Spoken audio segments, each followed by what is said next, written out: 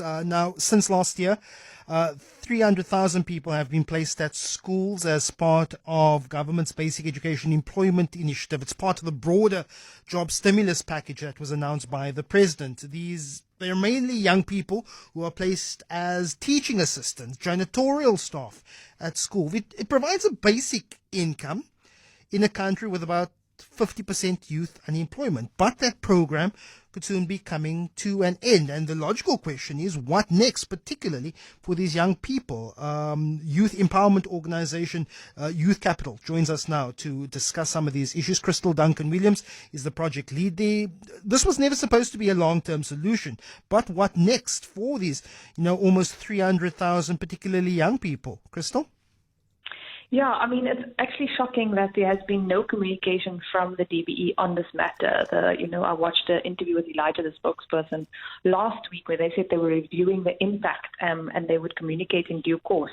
That should be work that has already been done, bearing in mind that those contracts end on the 31st of March. So I think firstly, a lack of kind of planning from DBE. And then secondly, at Youth Capital, as part of our 10-point action plan, we've always had make public employment work as one of the key action points, and we believe these kinds of short-term employment creation opportunities that government creates is valuable for young people. As you say, a little bit of income, a little bit of work experience, but there needs to be some forethought and some design in these programs.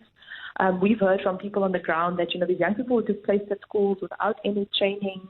When we've been trying to get hold of young people and asking, it's been a mixed bag. Some have received training, others haven't received anything. So how much value does this really add to the young person's CV at the end of the day? And if it doesn't add any value, then we have to, think, is this really the best investment of public funds? But now, Kristal, you have 300,000 young people. They're now vetted. They are in the systems. As you say, the jury's still out on whether they're skilled enough, but they're now familiar with school communities. They are familiar with teachers, parents, and learners. There is now the chance for continuing to mentor them, train them, and perhaps even absorb them permanently into the school system. Maybe even some, sending on teaching training courses to come back and teach at schools where they were either janitorial staff or where they were teaching assistants.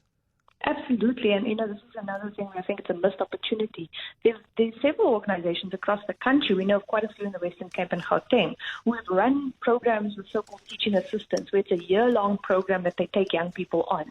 And so I think that the DB could have done a better job to use the existing knowledge in the sector to create a pipeline for these young people. As you say, you've already invested time. Some of them have gotten some training. And even if they haven't, they've now gained some skills and familiarity in the community. We know that the classroom is overcrowded.